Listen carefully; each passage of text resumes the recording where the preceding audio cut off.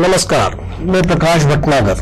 आप देख रहे हैं अनादि टीवी का खास कार्यक्रम राजनीति के राज प्रकाश भटनागर के साथ, यानी मेरे साथ। तो परिवहन आयुक्त के पद पर सीनियर आईपीएस मुकेश जैन की फटाफट नियुक्ति ने इस तथ्य को साफ कर दिया है कि शिवराज को फिलहाल मजबूर सरकार चलाने में कोई दिक्कत नहीं है। परिवहन मंत्री गोविंद राजपूत के साथ अब परिवहन आयुक्त मुकेश जैन भी शिवराज सरकार में ज्योतिरादित्य सिंधिया की ही पसंद है। लेकिन यह सिक्के का एक पहलू है। क्या शिवराज मजबूर सरकार के इस दबाव से बाहर आने के लिए छटपटा रहे हैं? यह कोई पहला मौका नहीं है जब शिवराज ने किसी राजनीतिक दबाव को राजी खुशी स्वीकार किया है। आमतौर पर वे बहुत शांति के साथ ऐसे दबावों को दरकिनार कर बाहर आना भी जानते हैं। एक मुख्यमंत्री के तौर पर शिवराज की शुरुआत दबावों और अनिश्चितताओं के माहौल के बीच ही हुई थी। उमा भारती और बाबूलाल गौर के आधे अधूरे वाले कार्यकाल के दौर में जब शिवराज ने सत्ता संभाली थी, तब लग रहा था कि भाजपा को सरकार चलाना ही नहीं आता। लेकिन सबने देखा, भाजपा और शिवराज को न सिर्फ सरकार चलाना आता है, बल्कि लंबी और लगातार सरकार चलाना भी आता है।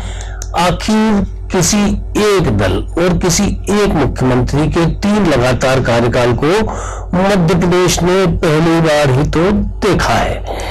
आइए दबाव में शिवराज की राजनीति पर जानते हैं हम वरिष्ठ राजनीतिक विश्लेषक दिनेश गुप्ता जी और अनादि टीवी के पॉलिटिकल एडिटर ललित उपमन्यु जी की राय।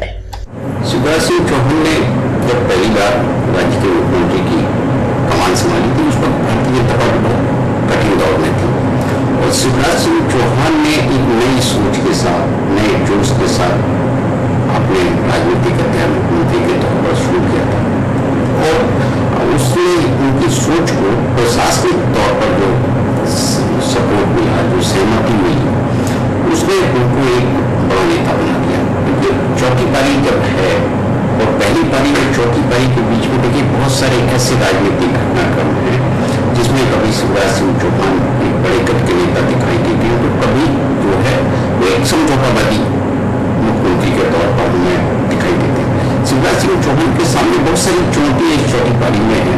सबसे बड़ा संकट उनके लिए यह है कि वो जिन अंजियों के मामा हैं उनके लिए योजनाओं को संचालित कैसे करते हैं।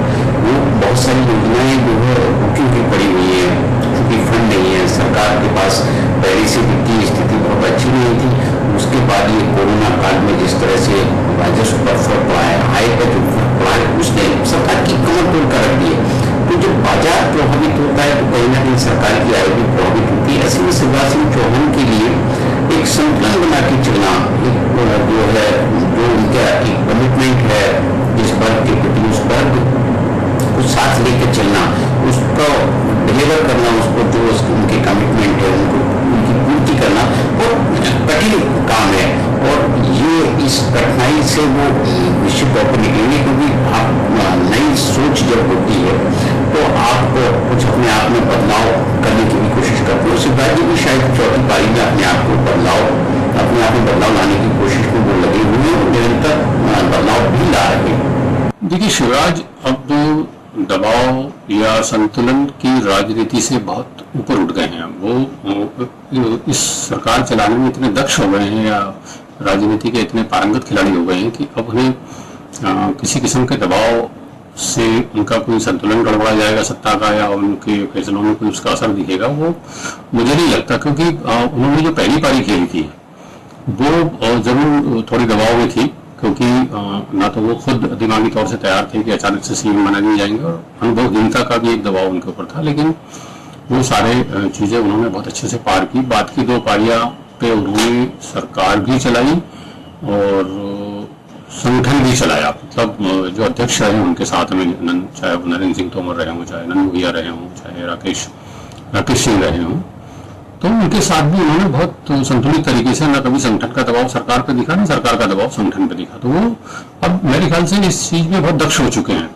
और ये चौथी पारी भी जो उन्होंने शुरू की है, तो हम अगर उसका शुरुआती कार्यकाल देखें 2-3 महीने पहले का या अभी तक का, तो कि ये पारी दबाव से ही शुरू हुई थी। और बाहर के जो साथी कांग्रेस के जो उनसे जुड़े उनका दबाव, फिर उनके नेता ज्योतिरादित्य सिंधिया का दबाव, और पहले मंत्री शामिल करने का नामों को लेकर दबाव आया, उसके बाद फिर उन पे मंत्रिमंडल में विभाग बांटने का दबाव आया। लेकिन उन्होंने ये सारी बाधाएं, सारे पड़ाव बहुत अपनी सहजता से और अपनी कुशलता से पार कर लिए। तो ये सिलसिला बना रहेगा। छोटे मोटे दबाव तो राजनीति में सब दूर आते हैं, किसी भी किस्म की सरकार हो, कोई भी हो, कितनी ही संपूर्ण बहुमत वाली हो, 2/3 बहुमत वाली हो, लेकिन दबाव होते हैं। अब डिपेंड करता है कि उसका लीडर जो नेता है वो उसको किस तरह निपटते हैं। और मुझे लगता है शिवराज के पास बहुत सारे गुण हैं इस तरह की दबाव से निकलने के। उनके अनुभव के अलावा भी उनकी सहजता है, उनकी सरलता है, और उनको जो सब कुछ साथ लेके चलने की जो थोड़ी सी लायकी उनमें है, वो उससे सामने वाले भी कई बार तमाम दबावों के बावजूद पिघल जाता है। ये उनकी क्वालिटी है, बोनस है शिवराज की राजनीति में, और इसका फायदा उनकी सरकार में भी मिलेगा। तो मुझे नहीं लगता कि वो दबाव में बिखर जाएंगे या उसका असर कहीं ना कहीं उनकी क्रियाकलाप पे नजर आएगा।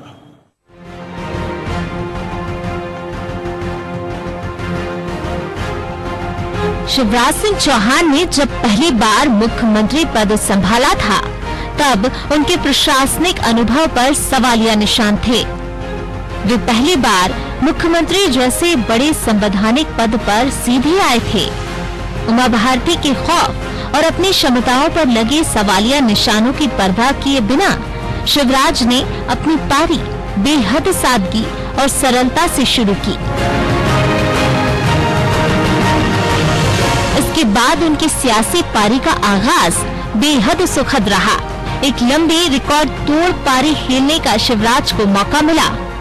जाहिर है यह शिवराज की योग्यता, सहजता, जनता से करीबी और मेहनत का नतीजा था। शिवराज के शुरुआती 8 साल नवंबर 2006 से दिसंबर 2013 तक मध्य प्रदेश की जनता और राजनीति के लिए एक नया अनुभव था। शिवराज वाकई एक सच्चे जनप्रतिनिधि के कामकाज का अनुभव कराने में सफल रहे। 2013 में देश भर में कांग्रेस विरोधी माहौल और उस पर शिवराज के चेहरे ने प्रदेश में लगातार तीसरी बार भाजपा की सरकार बनाने का करिश्मा कर दिखाया।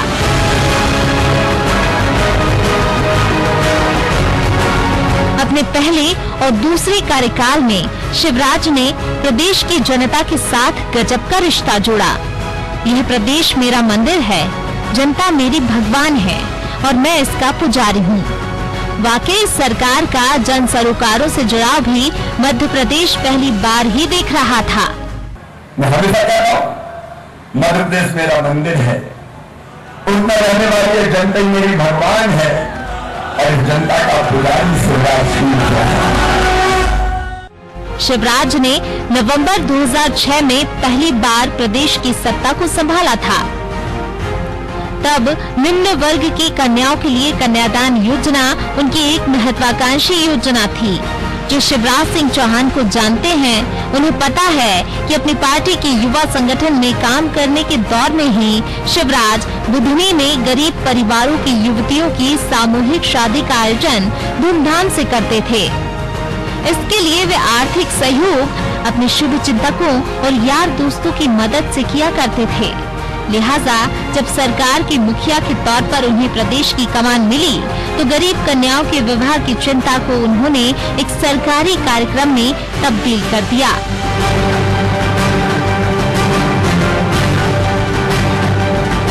मुख्यमंत्री के तौर पर शिवराज के पिछले 13 सालों को याद करेंगे तो महिला सशक्तिकरण के जितने कारगर और प्रभावी कदम उन्होंने उठाए, उतने उनके पहले के 5 दशकों में शायद ही किसी और मुख्यमंत्री ने उठाए हों। अब आप इसे चाहे शिवराज की तारीफ समझें, लेकिन इसका क्या हो सकता है कि महिलाओं पर इतने सशक्त तरीके से किसी और मुख्यमंत्री ने ध्यान नहीं दिया। इस बार भी जब वे मुख्यमंत्री बने तो लॉकडाउन के कारण शहरों और कस्बों में घरों में काम करके अपने परिवार की जीविका चलाने में सहयोग करने वाली महिलाओं के सामने रोजगार का एक नया संकट खड़ा हो गया था। घरों में साफ सफाई या खाना बनाने जैसी महिलाओं के काम छूट गए थे। ऐसे में शिवराज की घोषित जीवन शक्ति योजना ने वाकई शहरी क्षेत्रों में कमजोर वर्गों की महिलाओं को घर बैठे काम मुहैया करा दिया। महिला सशक्तिकरण के लिए शिवराज की प्रतिबद्धता 2006 में मुख्यमंत्री बनने के साथ ही सामने आ गई थी। बेटियों को बचाने, उन्हें आगे बढ़ाने और उनके सम्मान के लिए शिवराज सिंह चौहान ने योजनाओं का एक लंबा सिलसिला शुरू किया। उनकी राजनीतिक सफलताओं में महिलाओं का इसलिए ही बड़ा योगदान रहा है। इन योजनाओं के जरिए ही शायद शिवराज महिलाओं के चहेते भाई और बच्चों के मामा जैसा व्यक्तिगत रिश्ता जोड़ने में कामयाब हो गए। शिवराज ने पिछले कार्यकालों में महिलाओं के लिए अपनी योजनाओं को एक तरह से उनके सशक्तिकरण के आंदोलन में ही बदल दिया था। लाडली लक्ष्मी जैसी योजना शुरू कर प्रदेश में करीब 13 लाख से ज्यादा लाडली लक्ष्मी बनाई गई, जो अब शायद इस योजना के लाभ लेने वाली उम्र के दौर में आ गई है। हालांकि लाडली लक्ष्मी योजना को लेकर शिवराज के कार्यकाल में एक बार संशय के बादल भी छाए थे, लेकिन इस चौथी पारी में अभी पता चलना बाकी है कि लाडली लक्ष्मी योजना अब आगे कैसे बढ़ती है। मुख्यमंत्री कन्यादान योजना, जननी सुरक्षा योजना से लेकर गांव की बेटी योजना और स्थानीय निकायों सरकारी नौकरियों में आरक्षण देने जैसे महिला सशक्तिकरण के कई उल्लेखनीय काम शिवराज के खाते में दर्ज है। महिला सशक्तिकरण में समाज की भागीदारी को शामिल करते हुए उन्होंने बेटी बचाओ जैसा आंदोलन खड़ा किया। इस चौथी पारी की शुरुआत में भी शिवराज ने महिलाओं को अपनी प्राथमिकता से दूर नहीं होने दिया है। फिलहाल तो कोरोना काल चल रहा है। जब जनजीवन सामान्य होगा तब यह भी देखना बाकी होगा कि महिलाओं पर अत्याचार के मामलों में निपटने में शिवराज सरकार का रुख क्या रहता है। इसमें भी कोई दो राय नहीं है कि मध्य प्रदेश महिलाओं पर अपराध के मामले में कभी पीछे नहीं रहा है। शिवराज के पिछले 13 साल के कार्यकाल में महिलाओं पर अपराध के मामले में मध्य प्रदेश देश में नंबर 2 और 3 तक की स्थिति में शुमार रहा। इस तथ्य के बावजूद कि शिवराज सरकार ने तब भी महिलाओं की सुरक्षा को लेकर कड़े कानून बनाए थे। नाबालिग बच्चियों से बलात्कार के मामलों में फांसी की सजा तय करने वाला मध्य प्रदेश देश में पहला राज्य बना था और इस कानून को लेकर आने वाले शिवराज सिंह चौहान ही थे। शिवराज सिंह चौहान ने, भारतीय जनता पार्टी की सरकार ने मध्य प्रदेश की विधानसभा में कानून बना के ये तय किया कि मासूम बिटिया के साथ कोई दुराचार करेगा तो सीधे फांसी के फंदे पर लटकाया जाएगा, सजाए मौत। इन पापियों को नहीं छोड़ेंगे, इन दुराचारियों को नहीं छोड़ेंगे। ये धरती के बोझ है, ये बोझ हटाना जरूरी है और मुझे भी तब तक चैन नहीं मिलेगा जब तक ये फांसी के फंदे पर ना लटक जाए। लेकिन समाज को भी तय करना पड़ेगा, मां बेटी का सम्मान सुनिश्चित हो। तब से अब तक प्रदेश में नाबालिगों से बलात्कार के मामलों में 2 दर्जन से ज्यादा आरोपियों को अदालतें फांसी की सजा सुना चुकी हैं। लेकिन हमने हाल ही के महीनों में देखा कि निर्भया के मामले में हत्यारों को फांसी देने में कानून में कितने सुराख हैं। जाहिर है मध्य प्रदेश में भी अब तक किसी आरोपी को फांसी पर नहीं चढ़ाया गया है, लेकिन महिलाओं और बेटियों के कल्याण को लेकर शिवराज का संकल्प नहीं दिखा। अब बात करते हैं आज के शिवराज की। मुख्यमंत्री बनने के बाद शिवराज आज भी अपने संकल्प के पक्के साबित हो रहे हैं। सरकार बदलने के साथ योजनाएं बदलने या पुराने काम को छोड़कर नए को पकड़ने का इरादा उनका नहीं है। तभी तो भोपाल में नाबालिग बेटियों से दुराचार का मामला उजागर होते ही उसमें सख्ती से कार्रवाई के निर्देश देने में उन्होंने देर नहीं लगाई। प्यारी मियां का यह मामला फास्ट ट्रैक कोर्ट में भेजा जाएगा। उज्जैन में आबकारी विभाग का एक सब इंस्पेक्टर पंकज जैन नाबालिग से दुराचार का आरोपी मिला तो कैबिनेट बैठक में उसे नौकरी से निकालने का फैसला कर लिया। इस मामले में कोई विभागीय जांच का रोड़ा नहीं रहने दिया, यानी ना दलील न सुनवाई, सीधे बर्खास्त। यह प्रशासन चलाने में माहिर हो चुके शिवराज का नया रूप है। माफिया को लेकर भी वे वैसी ही सख्ती दिखा रहे हैं। अफसरों को साफ निर्देश हैं कि किसी भी तरह का माफिया हो उसे छोड़ा न जाए। सफेद पोशों के काले धंधों पर चोट का शिवराज का यह रौद्र रूप इतनी स्पष्टता से उनके पिछले कार्यकाल में नहीं दिखा था। जितने भी अपराधी हैं, बड़े माफिया हैं, जो जनता की जिंदगी से भी खेलते हैं, जो सरकारी संपत्ति भी लूटते हैं, जो गैरसत भी बरपाते हैं और गलत तरीकों से अपना आर्थिक साम्राज्य जमाते हैं, उनकी आर्थिक कमर भी तोड़ दी जाएगी और उनके खिलाफ सख्त कार्रवाई की जाएगी। ये मध्य प्रदेश है, यहाँ किसी अपराधी को कोई स्थान नहीं है। कोरोना से जंग का ही मामला देख लिया जाए।